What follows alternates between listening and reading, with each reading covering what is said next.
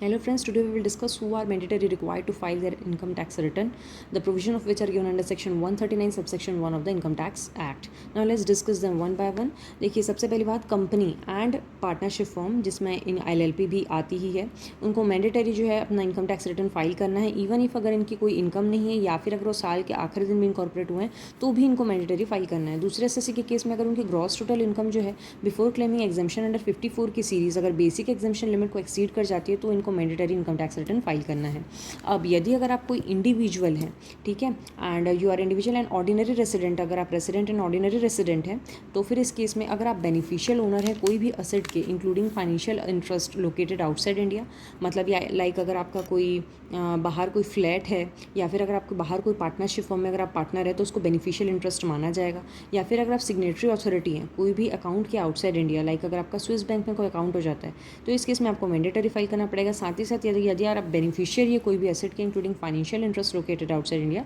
Then you are mandatory required to file income tax return.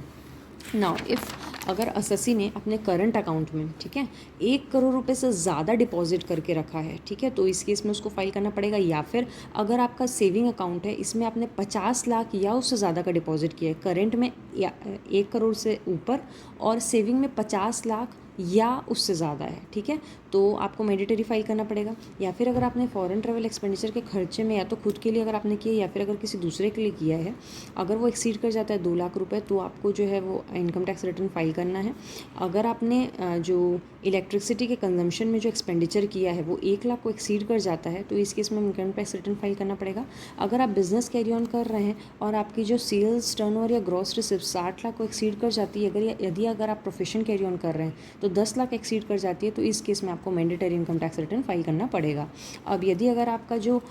TDS cut रहा है या और जो TCS कलेक्ट हो रहा है वो मिला के अगर आपका 25,000 या उससे ज़्यादा हो जाता है और सीनियर सिटीज़न के केस में 50,000 है ये लिमिट, तो इस केस में आपको मैंडेटरी जो इनकम टैक्स रिटर्न फाइल करना पड़ेगा।